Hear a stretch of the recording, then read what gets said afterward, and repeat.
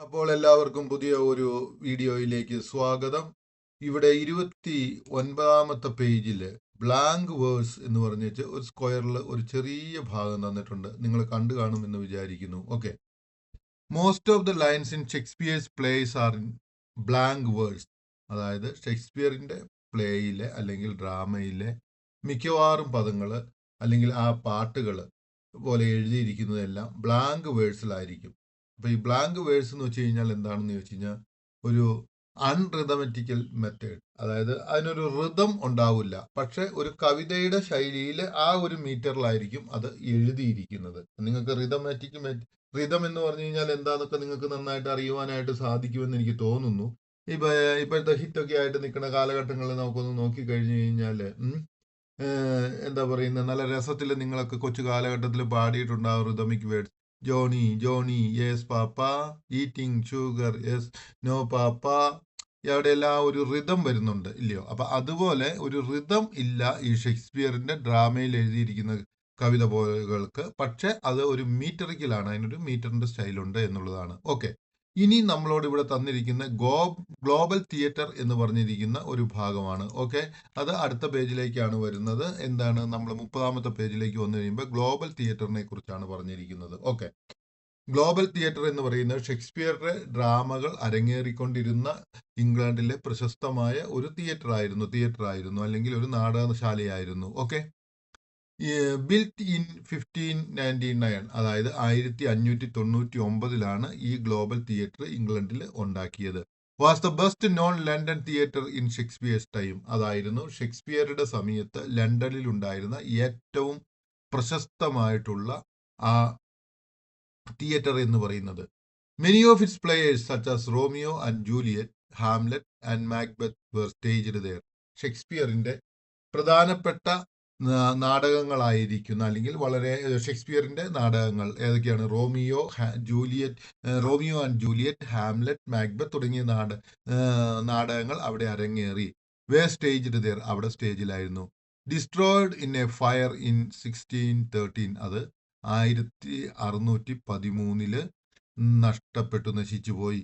The Globe was rebuild, ആ Globe എന്ന് പറയുന്ന തിയേറ്റർ റീബിൽഡ് ചെയ്തു 1614, അതായത് 1614 ഇൻ 1997, അതായത് 1997 A replica of the Globe was constructed.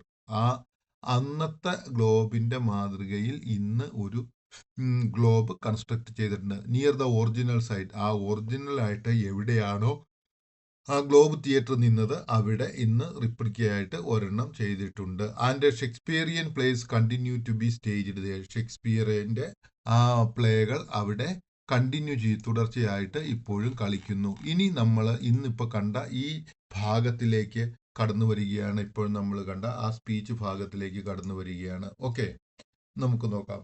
After Mark Antony speech, അതായത് മാർക്ക് ആന്റണി അവന്റെ ആ സ്പീച്ച് ഇംഗ്ലണ്ടിലുള്ള റോമിലുള്ള ആളുകളോട് പറഞ്ഞപ്പോൾ, the crowd turns against the conspirators, അതായത് ആ ക്രൗഡ്, ജനക്കൂട്ടം, ടേൺസ് അഗൈൻസ്റ്റ്, അവര് തിരിയുന്നു ആർക്കെതിരായത്? കോൺസ്പിറേറ്റേഴ്സ് എന്ന് പറഞ്ഞു കഴിഞ്ഞാൽ ആരാണ്? ഈ ഗൂഢമായിട്ട് പരിപാടികൾ ആസൂത്രണം ചെയ്ത് ലാഭം എടുക്കുവാനായിട്ട് എടുത്തവർക്ക്, സ്വന്തം ലക്ഷ്യം സാധിക്കുവാൻ ശ്രമിച്ച ആ കോൺസ്പിറേറ്റേഴ്സിനെതിരായിട്ട് തിരിയുന്നു. And seek to avenge Caesar's murder, എന്നിട്ട് അവർ സീസറിന്റെ മരണത്തിന് പ്രതികാരം ചെയ്യുവാനായിട്ട് തീരുമാനിക്കുന്നു. The conspirators led by Brutus and Cassius realise the danger and flee. The conspirators, അതായത് ഈ ഗൂഢാലോചന നടത്തിയ ആളുകളുടെ നേതാക്കന്മാര് ബ്രൂട്ടസും അതുപോലെ കോസിയൂസും റിയലൈസസ് എന്ന് വെച്ചാൽ തിരിച്ചറിയുന്നു. ദ ഡേഞ്ചർ ആൻഡ് ഫ്ലൈ, അവര് അപകടം തിരിച്ചറിഞ്ഞ് അവിടെ നിന്നും ഓടിപ്പോവുകയാണ് ചെയ്യുന്നത്, flee. Okay, Mark Antony having successfully manipulated the crowd, അതായത് മാർക്ക് ആന്റണി സക്സസ്ഫുള്ളി, നല്ല രീതിയിൽ മാനിപ്പുലേറ്റഡ്, ചൂഷണം ചെയ്തെടുത്തു ആരെ? ക്രൗഡിനെ, ജനക്കൂട്ടത്തെ. Emerges as a leader gathering support from the people of Rome, അദ്ദേഹം അവിടെ നിന്ന് ഉയർത്തു വരികയാണ് ഒരു ലീഡറായിട്ട്. ഗ്യാദറിംഗ് സപ്പോർട്ട്, ആ സപ്പോർട്ടുകൾ എടുക്കുന്നു. From the people of Rome, റോമിലെ ജനങ്ങളിൽ നിന്ന് സപ്പോർട്ട് എടുത്തുകൊണ്ട് ലീഡറായിട്ട് അദ്ദേഹം എമേർജ് ചെയ്തു വന്നു. He along with Octavius Julius Caesar's nephew, അദ്ദേഹം മറ്റൊരാളുടെ കൂടെ, ആരാണ്? Octavius Julius Caesar's nephew, Julius സീസറിന്റെ നെഫ്യൂവും പുള്ളിയും കൂടി and others leads the battle, യുദ്ധത്തെ നയിക്കുന്നു, which results in the defeat and death of the conspirators, അതായത് അത് അവസാനം എന്തായിത്തീരുന്നു, റിസൾട്ട് ഇൻ ദ ഡിഫീറ്റ് പരാജയം, ആൻഡ് ഡെത്ത് മരണവും, ഓഫ് ദ കോൺസ്പിറേറ്റേഴ്സ് അതായത് ഇതിനു വേണ്ടിയിട്ട് കോൺസ്പിറൻസി നടത്തിയ ആളുകളുടെ പരാജയത്തിന് കാരണവും അവരുടെ മരണത്തിന് കാരണവുമായി തീരുന്നു. ഇനി നമ്മൾ പഠിക്കുന്നത് എബൌട്ട് ദ ഓതർ. ഓക്കെ, ഓതറെ കുറിച്ച് വില്യം ഷേക്സ്പിയർ 1564 മുതൽ 1616 വരെയാണ് ജീവിച്ചിരുന്നത്. Okay, was born in Stratford upon Avon, അത് അദ്ദേഹം ജീവിച്ചിരുന്ന സ്ഥലം അല്ലെങ്കിൽ ജനിച്ച സ്ഥലം ഇൻ സ്ട്രഫോർഡ് അപ്പോൺ അവോൺ എന്ന് പറയുന്ന സ്ഥലത്ത് ഇംഗ്ലണ്ടിലാണ് ജീവിച്ചിരുന്നത്. ഹി വാസ് എ പോയറ്റ്, അദ്ദേഹം ഒരു കവിയായിരുന്നു. പ്ലേ റൈറ്റ്, നാടകകൃത്തായിരുന്നു. ആൻഡ് ആക്ടർ, ഒരു നാടകം അഭിനയിക്കുന്ന ആളായിരുന്നു. And his known as the bard of Avon, അദ്ദേഹത്തെ അറിയപ്പെടുന്നത് ബാർഡ് ഓഫ് അവോൺ അല്ലെങ്കിൽ ഇംഗ്ലണ്ട്സ് നാഷണൽ പോയറ്റ്, ഇംഗ്ലണ്ടിന്റെ നാഷണൽ പോയറ്റ് എന്നുള്ള ആ ഒരു പേരിലാണ്, ദേശീയ കവി എന്ന പേരിലാണ് അദ്ദേഹം അറിയപ്പെടുന്നത്. His എക്സ്റ്റന്റ് work consist of 38 place, അദ്ദേഹത്തിന്റെ നീണ്ടു നിവർന്നു കിടക്കുന്ന ആ എഴുത്ത് 38 നാടകങ്ങൾ, 154 സോണറ്റ്സ് എന്ന് വെച്ച് കഴിഞ്ഞാൽ ഒരുതരം പോയങ്ങളാണ്. ഓക്കെ, ആ പോയം വളരെ മനോഹരമായിട്ടുള്ള സൈസ് പോയങ്ങളാണ് sonnets. And 3 long narrative poems, അതുപോലെ 3 നറേറ്റീവ് പോയങ്ങളും അദ്ദേഹം എഴുതിയിട്ടുണ്ട്. He is best known for his 4 great tragedies, അദ്ദേഹം ഏറ്റവും കൂടുതലായിട്ട് അറിയപ്പെടുന്നത് ഏതിനൊക്കെയാണെന്ന് ചോദിച്ചാൽ അദ്ദേഹത്തിന്റെ ഏറ്റവും പ്രശസ്തമായ ആ ട്രാജഡികൾക്കാണ്. ഏതെല്ലാമാണ്? Hamlet, Othello, King Lear and Macbeth. ഈ 4 ട്രാജഡികളിലാണ് അദ്ദേഹം ഏറ്റവും കൂടുതൽ അറിയപ്പെട്ടുകൊണ്ടിരിക്കുന്നത്. ഓക്കെ, ഇനി നമ്മൾ പഠിക്കുവാനായിട്ട് പോകുന്നത് ഈ ഷേക്സ്പിയറിനെ കുറിച്ച് തന്നിരിക്കുന്ന ഈ ഭാഗങ്ങൾ ഉപയോഗിച്ചുകൊണ്ട് ഷേക്സ്പിയറിന്റെ ഒരു ഇത് എഴുതുവാനായിട്ടാണ് പോകുന്നത്. എന്താണ് പറയുന്നത്, അദ്ദേഹത്തെക്കുറിച്ച് നമ്മൾ ഒരു പ്രൊഫൈൽ ഉണ്ടാക്കുവാൻ പോവുകയാണ്. അദ്ദേഹത്തിന്റെ പേര് നെയിം ഷേക്സ്പിയർ വില്യം ഷേക്സ്പിയർ എന്നുള്ളതാണ് അദ്ദേഹത്തിന്റെ പേര്. ഓക്കെ, ബോൺ, അതായത് ഏപ്രിൽ 23, 1564 അദ്ദേഹം ജനിച്ചിരിക്കുന്നത്. Place of birth Stratford upon Avon, England. Okay, nationality British.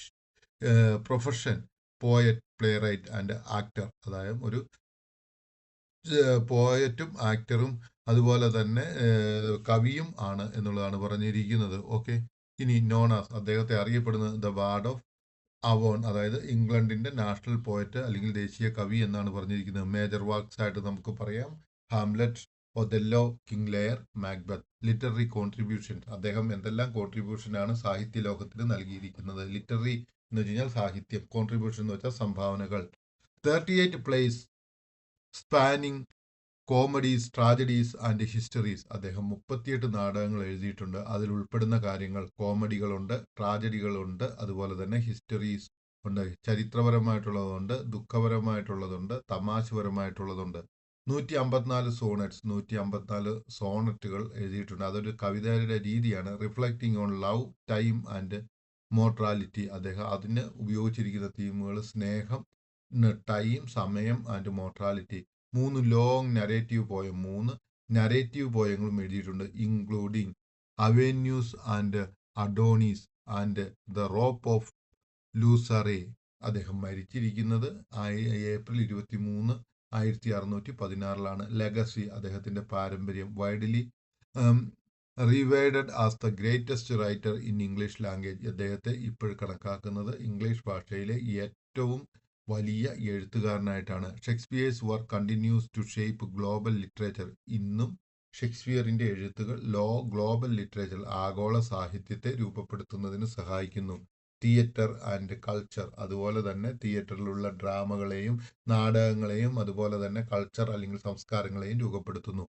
His characters and themes remain വിവിഡ്ലി relevant across centuries, അദ്ദേഹത്തിന്റെ ആ ഡ്രാമകളിലുള്ള ക്യാരക്ടേഴ്സും അദ്ദേഹം എടുത്തിരിക്കുന്ന തീമുകളും ഒക്കെ റിമെയിൻസ് നിൽക്കുന്നു, വിവിഡ്ലി മാറ്റമില്ലാതെ, റെലവൻറ്റ് ഇപ്പോഴും അത് റെലവൻ്റ് ആയിട്ട് നിൽക്കുന്നു. അക്രോസ് സെഞ്ചുറീസ്, നൂറ്റാണ്ടുകൾ കഴിഞ്ഞിട്ടും അദ്ദേഹത്തിന്റെ ആ തീമുകളും ക്യാരക്ടേഴ്സും മാറ്റമില്ലാതെ അല്ലെങ്കിൽ ഇപ്പോഴും സമൂഹത്തിൽ നല്ല പ്രാധാന്യത്തോടു കൂടി നിൽക്കുകയാണ് ചെയ്യുന്നത്. എനിക്ക് തോന്നുന്നു ഈ ഭാഗം നിങ്ങൾക്ക് മനസ്സിലായെന്ന്. ഇനി നമുക്ക് അടുത്ത വീഡിയോയിലേക്ക് പോകാം.